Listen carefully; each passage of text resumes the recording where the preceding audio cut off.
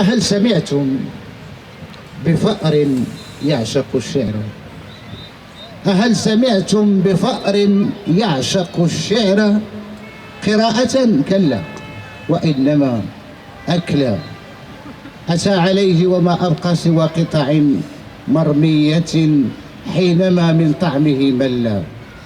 وضيعة الشعر لما صار يأكله فأر ويهضمه بالدمع مبتلا.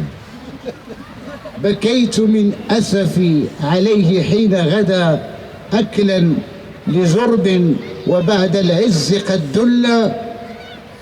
لكن رجعت وقلت الفأر خلصني من تقله عندما لم يجدني فعلا.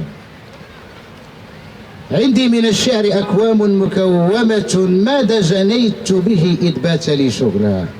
يا فأر خذه فإني قد وهبتكه، ما دمت تهضمه فبطنك الأولى.